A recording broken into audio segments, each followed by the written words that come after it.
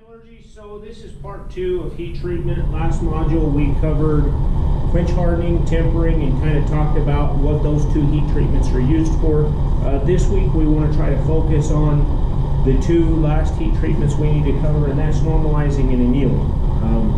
And then towards the end of the module we want to do a lab video where we kind of talk about some stuff and do some stuff.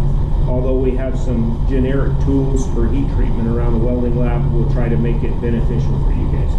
So the first heat treatment I want to talk about is normalizing, right? And a lot of that heat treatment is in its name, okay? And what happens a lot of the times, and this is probably a heat treatment that is the most common in the welding industry, is a inconsistency in the grain structure, right? And I want to kind of explain with my ghetto drawing here of how that can possibly occur, okay? So if you have, say, 2 pieces of plate, and we'll just kind of do it like a button in here, but those 2 pieces of plate, and it really doesn't matter the type of metal. It can be stainless steel, it can be carbon steel, it can be aluminum. All metal has a grain structure, and therefore when all metal has a grain structure, all welding, it doesn't matter the latest, greatest process out there, some are better than others, all welding changes that grain structure. No matter what you do, you are going to get change in the grain structure due to the welding process, right? So when I go in here, no matter what the process is, and I weld this thing together, and I'll even try to draw a little better picture here. There's my weld. There's my base material. Okay, I've now welded that. Now, what occurred when you welded that is you took this weldment and that base material and you basically melted them together. You used heat and you used temperature, and you basically eliminated all the solid structure in and around the weld, and you got that weld to fuse to the base material, right? So if you came in here and you looked microscopically at the grain structure and the base material, you might see something that looks like that, right? And it would be the same thing over here. They'd be identical twins, right? But in and around the welding, and welding has a name for that, right? And I'll shade it in green. There is known as the heat affected zone, right? Known as HAZ. And heat affected zone means exactly what it says it does, where heat affected the grain structure, right? So what I'm saying is, there's lots of different areas in a heat affected zone, and we could go into great detail, but we could say, well, this was all liquid at one time. All the weld metal was liquid. And then a portion of the base material was liquid. But then there's portions outside of that liquid that was partially liquid, partially solid, kind of mushy, so there was grain structure and then no grain structure. And then out here, it never really got liquid, but it got hot enough to change the grain structure size, right? So that heat affected zone that we're talking about directly affects welding and base material and mechanical properties, right? And that is why this heat treatment exists. Because if I went in microscopically and I looked at the weld, and anywhere in the weld in the heat affected zone where heat affected the base material enough to change the grain structure, that's what that means. You may see, and even with as bad a drawing I have, you see I have a smaller grain structure than what is left after my weld solidified, it's cooled down, I can touch it barehanded. There's a difference between that grain structure and that grain structure, right? And this stuff can get pretty technical, but I'm trying to simplify it for a welder. I will tell you, when you have one type of grain structure and another type of grain structure mixed in the same structure, what you have is crack susceptibility.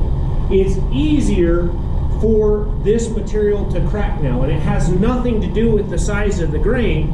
It has to do with where those grain structures meet. So I'm going to kind of try to draw you a picture of what this looks like.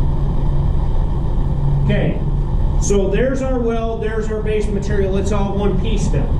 Out here, we have the smaller grain structure, but then as you get into the heat affected zone, you notice what happens. The grain structure starts to get bigger, and then as you go out of the heat affected zone, it gets smaller, right? And even as simple as that drawing is, it shows a lot. Usually, where that grain structure starts to change in size and not match what the base material originally was, that is your weak point in the steel. That's where it can possibly crack. So here's what normalizing is all about. And there's a lot of product out there that uses normalizing, and you have to normalize, right?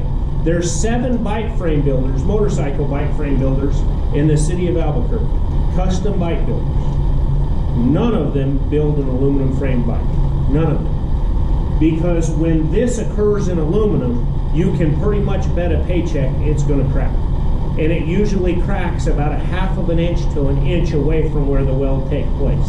And everybody's like, oh, it's the base material that fell. No, it's the change in grain structure due to the change in welding. Welding changed the grain structure to the point where you had an uneven grain structure, an ununiform grain structure, and it made that material brittle and weak, right?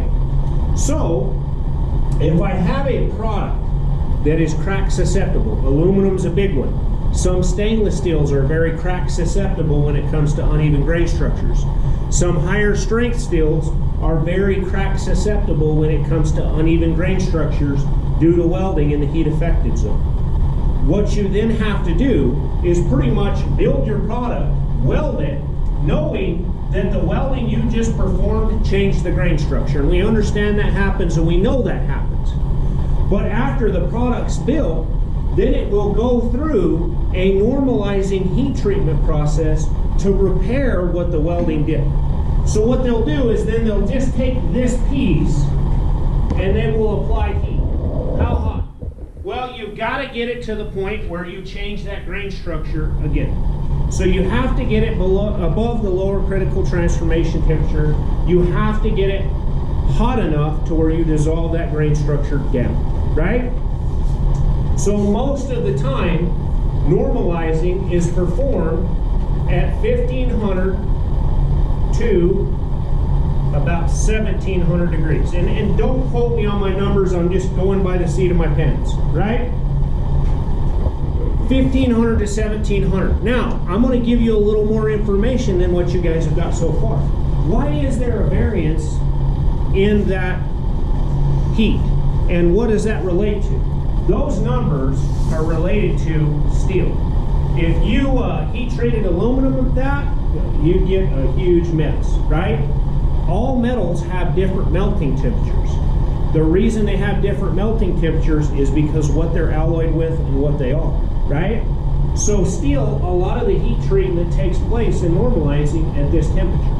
But what you'll notice is, as the carbon content goes up in the steel, this temperature will come down. Because the more carbon that is in a steel, the lower the melting temperature will be. Now, is it drastic 500 degrees? No. It may be 50 to 100 degrees difference between low carbon and high carbon. But you have to be very careful about where you're heating, what type of material you're heat treating, right? So, we took our part, we heated up. Soak time is still the same as a lot of other heat treatments.